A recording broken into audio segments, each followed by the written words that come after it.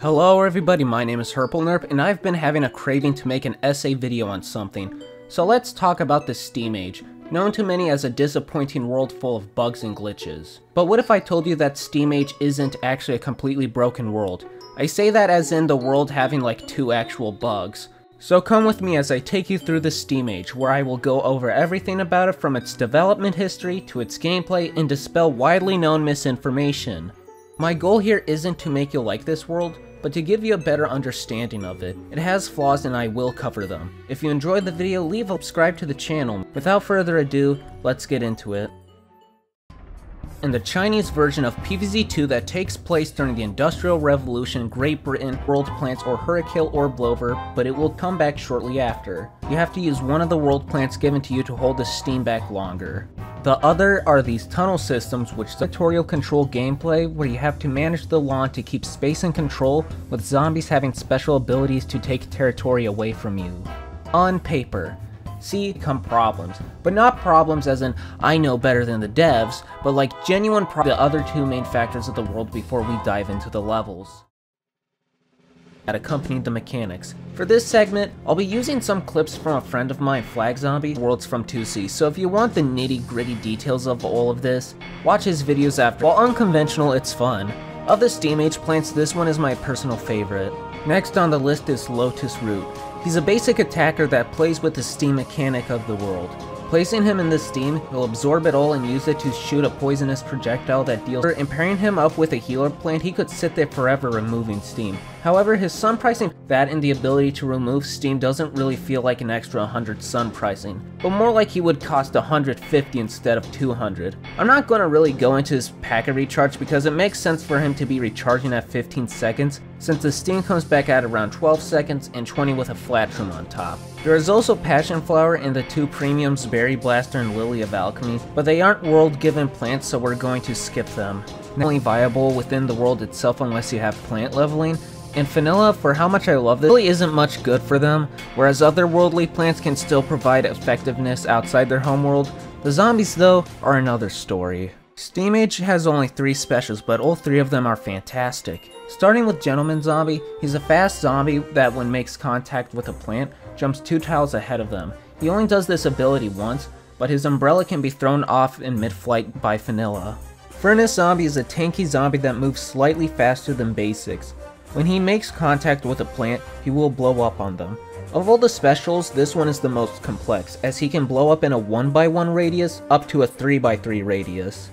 This zombie has a temperature system that makes his furnace over time get more unstable, which causes his blast radius to enlarge. Fire plants will make his furnace get further unstable, while snow plants will cool it down and can even extinguish the furnace for a bit to the point the zombie will just eat. And lastly, Coal Miner Zombie. Coal Miner carries a very tanky wheelbarrow full of coal with him that he will dump onto any plant he comes in contact with. The wheelbarrow then sits there as a grid item and when destroyed leaves coal that can't be planted on for 15 seconds before it burns away. His coal cart can be destroyed early. Now what I love about all of these zombies is that they perfectly play with Steam Age's gameplay loop of territorial control. Gentleman Zombie breaches your territory very aggressively and becomes an attacker. Furnace Zombie destroys your territory, and Coal Miner takes territory away from you. As great as these zombies are and a lot of the premises of the world, it's all doused in a bunch of misinformation. The Steam Age for years has been shrouded in misinformation about the world. From bugs that weren't actually bugs to just straight up lies, I spent an entire day taking a deep dive into the Steam Age to see if these so-called bugs and glitches were true. Now that isn't to say the world is bug-free, but a majority of those bugs are completely false.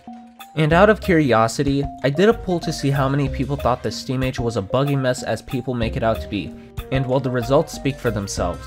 Just as I thought, at 200 votes, a majority thought the world was a buggy mess, and before that at 50 votes, before my friend 660 asked his community to vote on the polls, there was a 57% in people thinking it was a buggy mess.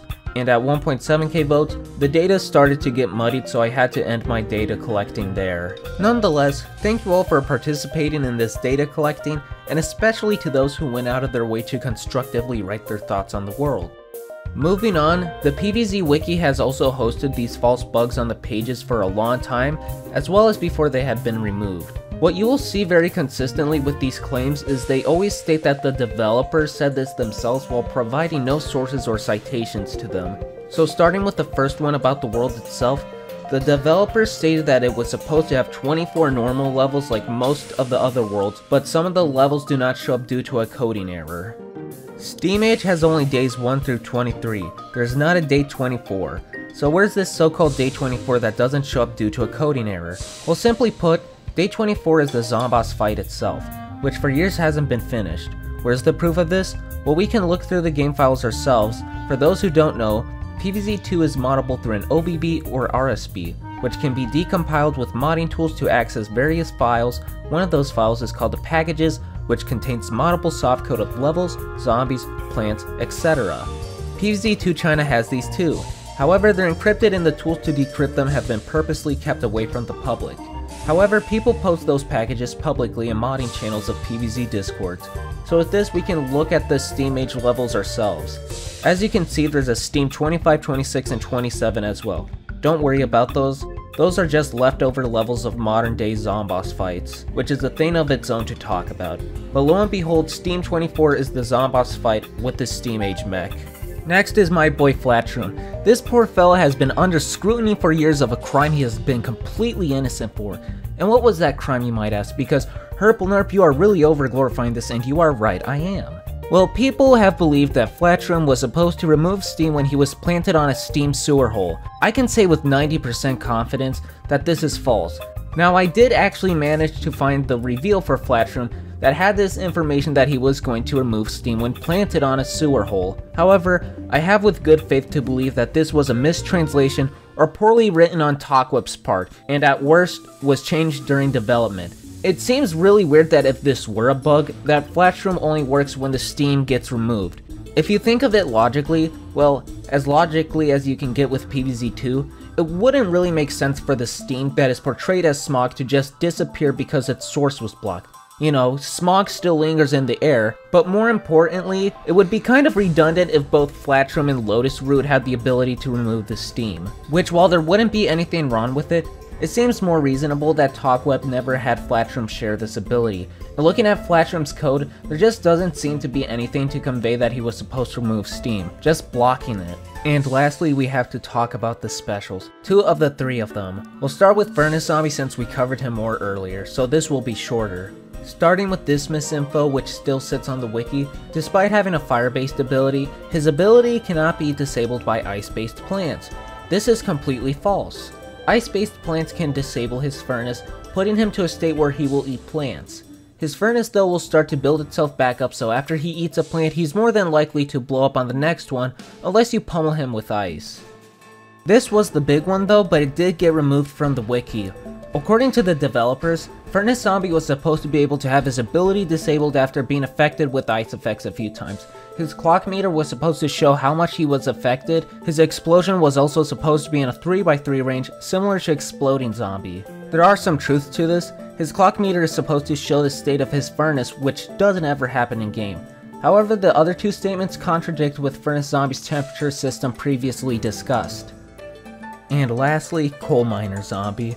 Now what the wiki says about Coal Miner's bucket is correct. However, it fails to convey that the armor variant was scrapped content. So this is going to be a hard one to explain. So that bucket on Coal Miner's head is a visual animation glitch for varying armor that was scrapped from him. It was scrapped because the armor system 2C uses only allows for 1 armor on a zombie. This armor system is the same one PvZ2 used to use, as in some update during early plant leveling era, they changed the armor system entirely, which made armor no longer count for wave progression and also allowed for zombies to wear multiple pieces of armor, albeit not used anywhere. The wheelbarrow Coal Miner Zombie has is armor which wouldn't allow for Conan bucket variants. Coal Miner, like a lot of China zombies, is built off another zombie, which in this case is Surfer Zombie, whose surfboard is also armor. Now that I have put in light some major misinformation, let's talk about the actual problems with the world, the actual bugs and glitches. So while recording footage for Steamage gameplay, I noticed a bug with the tunnel sewers that hasn't been a thing ever. This appears to be an unintentional modern PvZ2C bug. Whenever a zombie is entering a tunnel system and a flash room is at the exit, the zombie just stands there eating at the flash room and will no matter what come out from the exit end. Before, the zombie would disappear into the tunnels and eat at the flash room, with a rare chance the zombie might unintentionally come out of the exit when they weren't supposed to. Furnace Zombie, as mentioned before, is supposed to show the states in which his furnace is at. Every time he gets hit by a fire or ice plant, his animation resets. This happens because he is trying to switch to an animation that shows the state of his furnace from the clock on his chest to the furnace itself. You can also see his animations reset normally too during gameplay. Not only that, but it seems that TalkWhip changed something with Furnace Zombie 2. As I was doing tests to see him blow up in a 3x3, I noticed that he no longer blows up in a 1x1 anymore, but in a cross pattern now. Him blowing up in a 3x3 is frankly hard to tell how his furnace is supposed to be acting, because it seems severely inconsistent. I only managed to get him to do his full explosion twice, and I swear on my life there was a time before where he blew up in a 5x5. Of course, you have visual and animation problems such as Furnace Zombie's arm not falling off and Coal Miner's non-existent helmet being a thing. But the real issue with SteamAge, while bugs shouldn't exist, are the levels. To clarify, I'm not going to be talking about these levels with some presumption that they should be on modder quality, because that for any official game content is raising a highly unreasonable standard. However, these levels do suffer from many issues. Firstly, let's look at the levels as a whole. Internally, all of these levels are reused levels from China's Modern Day but modified. This can be seen with SteamAge Day 10 how it has power tiles in the same layout as Modern Day. I don't know how this managed to get through launch and never changed. However, despite the fact they're reused Modern Day levels, they aren't exact one-to-ones and a majority of them are roughly 75% changed. Choose Your Seed levels are some of the least modified, with most waves staying the same but with some zombie swaps here and there.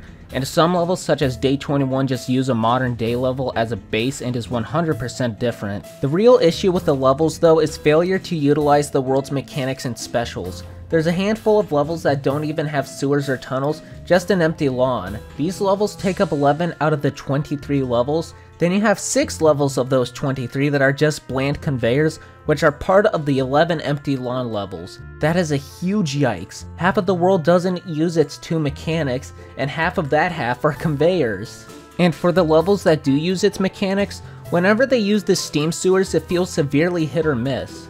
The thing with steam sewers is they're supposed to be a mechanic that makes you fight for gaining territory by using the world plants provided, but a majority of the time, they're placed on the zombie side of the lawn where there is no real reason or need to put Lotus Root and Flatshroom there. Even Day 1 puts the steam sewer so far out, it's like, what's the point of even putting Flatshroom there? And I wanted to bring this up earlier but couldn't without proper context. Because the levels put steam sewers on the far right side of the lawn, and it makes Flatshroom not really worth using, I don't think that makes Flatshroom useless, because I've seen many people call this plant straight up useless, but I don't think the plant is useless because the level it's not the fault of the plant, it's the fault of the level not utilizing the world mechanics in a meaningful way to let you use the plant. Because all the steam sewers are on the zombie side of the lawn, and the levels not using the world mechanics in meaningful ways isn't the fault of the plant. And for the first 6 levels of this world, you have no reason to use Flatshroom unless there is a sewer tunnel, as you don't get Lotus Root until Day 6. Unless you knew otherwise that Blover and Hurricane can remove steam, there would be no reason for the player to have used the main world plant till then, and the game does nothing at all to teach you that these 2 plants can be alternatives to Lotus Root. Now, credit where credit is due, like every world, the SteamAge does have a level that really shows off its mechanics, albeit it's just one whereas other worlds have multiple. Day 11 covers the lawn in steam, giving you Flatshroom and Lotus Root to keep control of the lawn while you use Berry Blaster and Vanilla as your attackers, with Hot Date as a crowd controller. This is quite a good level. SteamAge also has some fun levels like Day 4, Day 10, Day 16, Day 18, and my personal favorite for dumb fun, Day 21, which has 9 Gargantuars in it. But then you have really forgettable levels like all those Choose Your Seed levels with nothing but basics, but of those that stood out as being the most forgettable was Day 14, which has an objective of producing 2.5k sun. Wow, what a challenging objective. The world introduced Zombie, who has had a consistent theme of having no problems at all. Furnace Zombie, and especially constantly used throughout the world. Furnace Zombie is introduced in day 16 and gets used in 6 levels of the remaining 8. And Coal Miner gets introduced in day 21 and only gets used elsewhere in day 23. That is absolutely pathetic. Only 2 levels does this guy mind if the specials got introduced much earlier on, and if the levels properly utilized the world mechanics. Steamage does have a minigame level. It's day 13. It is Whack-A-Zombie, but not the one you may know and love from PvZ1. But this version of Whack-A-Zom time, the imps must be freezing cold as they are chattering their teeth at light speed, and whatever they cost, without telling you that they cost gems, or giving you a heads up that they will be spent. Realize the hammers cost 50 fucking gems to use? Are you fucking insane? There's no like, are you sure you want to use this thing? I'm fucking pissed! I spent 100 gems on this fucking minigame unknowingly. You're fucking shitting me here, right? And worst of all, there has been no fightable Zombot for 4 years now since the world has released. He handles PvZ2 China and other Chinese spin-off games on QQ and WeChat. They ended their development time after Jurassic Marsh, with TalkWeb taking over after. Now this is where things get muddy as I don't have all the information on the events, and the information I have may be wrong. TalkWeb developed Modern Day to be a world that wasn't the final one by making that a new world was in the works, which excited a lot of people at the time, and in March it was revealed to be the Steam Age. Over time, teaser images would be revealed, the plans revealed, following the Steam Age may know it as. But thanks to a friend of mine, I was able to get some further the scenes work. TalkWeb at this time, along with when they made Modern Day, was under supervision.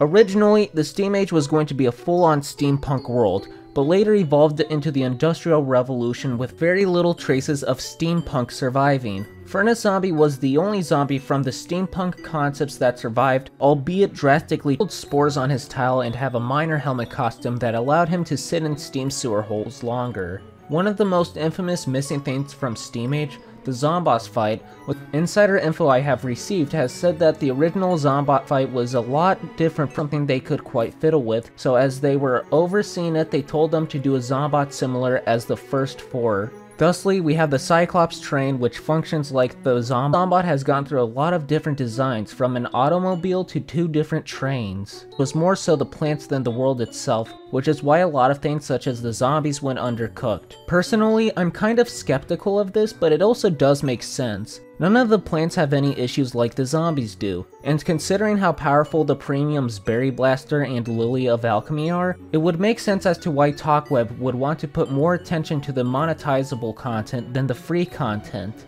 Ultimately, PopCap Shanghai was very displeased with the Steam Age at its deadline as it did not match their quality assurance. But by this time it was too late and they had to approve it for launch, and PopCap Shanghai disbanded from PvZ2 China afterwards. That concludes our trip through the Steam Age, a world with so much potential but ultimately suffers from actual poor execution. I say actual in the sense of people say a lot of times that the game has great concepts that are poorly executed as a nothing burger statement and don't really explain themselves, nor have they played the game. Of all worlds I could have talked about, why did I choose this one? Well, it's pretty simple. As I've said many times in this video, the world mechanics are fantastic, the plants and zombie lineups too, but it suffers from poor execution. The world for 4 years and counting gets bashed on for reasons that aren't actual problems with the world, but because of mistranslations and misinformation. People will look at this world with all the lies surrounding it and think it's some sort of unplayable buggy mess and think the rest of PvZ2 China is just like the Steam Age, which is a severely ignorant and closed-minded way of thinking. I wanted to make this video to show the greatness this world has to offer while also acknowledging its real actual flaws and issues.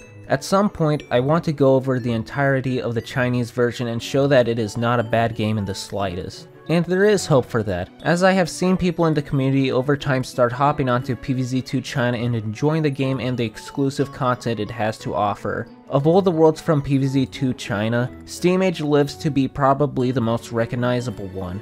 It has very charming aesthetics, and there are many people who would love to see a PvZ2 mod give this world good love.